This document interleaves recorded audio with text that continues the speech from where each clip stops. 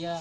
Setelah itu saya dibawa sama pak polisi tersebut, terus dimasukkan ke dalam mobil, dan saya dituduh kalau saya membunuh saudara Sahrul Budiman.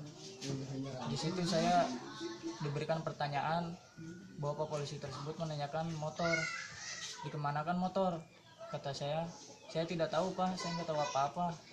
Jujur kamu, bilang aja dikemanakan motor. Nggak tahu pak, tapi tetap aja polisi itu nggak percaya. Setelah itu saya dibawa ke polsek dan langsung dimasukkan ke ruangan, nggak tahu ruangan apa, lampunya dimatiin. Saya ditanya nama, saya bilang saya Deni Endarsya. Terus saya disuruh berbalik dan dipukuli bagian leher belakang saya. Setelah itu saya disuruh buka baju dan dimasukkan ke dalam jeruji besi. Saya lihat anak-anak udah pada babak belur di sana. Berapa orang waktu? Waktu itu ada 6 orang di dalam, yang 2 lagi dipisah, Warmin sama siapa lupa lagi sih. Setelah itu kebesokan harinya di BAP sama Pak Hasto. Saya di situ suruh mengakui apa yang saya lakukan. Saya bilang kalau saya nggak tahu apa-apa, tapi tetap aja Pak Hasto gak percaya. Malah saya disuruh ngikutin apa yang dia bilang agar lebih mudah supaya kamu cepat keluar. Saya bilang saya nggak mau pak, saya nggak tahu apa-apa. Kamu mau dipukuli lagi? Karena saya takut, akhirnya saya mengikuti apa yang Pak Hasto inginkan.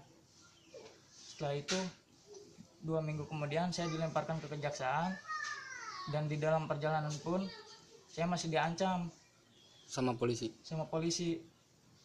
Dia bilang kalau kami harus bilang seperti apa yang dikatakan waktu di polsek. Kalau tidak, nanti kamu akan diperberat, kata polisi tersebut. Setelah sampai di sana, kami diam. Kami tadinya ingin melawan, tapi ada satu polisi yang menggertak kami kalau kami harus bilang iya kalau kami yang melakukannya. Karena kami takut dipukuli lagi, akhirnya kami mengikuti apa yang pak polisi suruh. Setelah itu kami dilemparkan ke lapas, dan di sana kami langsung ditanya perkara apa.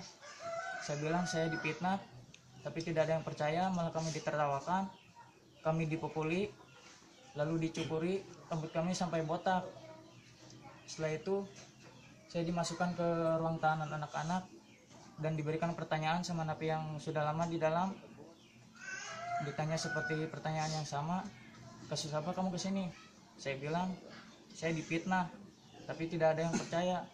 Tetap saya masih ditertawakan oleh mereka. Sesama napi berarti? Sama napi. Karena mereka tidak percaya, akhirnya saya diam.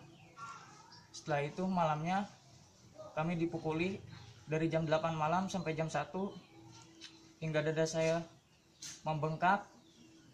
Terus saya disuruh angkat air, nyuci baju. Kalau tidak, saya dipukuli lagi. Tidak akan diberi kenyamanan di ruang tahanan tersebut. Karena saya takut, akhirnya saya menuruti. Terus napi senior bilang saya harus ngumpulin uang mingguan, seminggunya 800.000. Kalau tidak, saya dipukuli lagi. Karena saya takut, akhirnya saya bilang kepada orang tua, dan orang tua selalu memberi saya uang segitu buat bayar per minggu. Tidak lama kemudian akhirnya ke proses sidang, dan alhamdulillah kami terbukti bahwa kami ini tidak bersalah. Setelah saya keluar, masih ada beberapa orang yang tidak suka melihat kami di luar, masih ada yang suka mencemooh kami. Sampai waktu itu ada di Facebook pencemaran nama baik saya. Saya langsung datang ke sana, semperin ke rumahnya. Saya jelaskan baik-baik. Akhirnya dia meminta maaf. Karena saya berpikir positif, akhirnya saya pun memaafkan mereka karena mereka sudah meminta maaf kepada saya.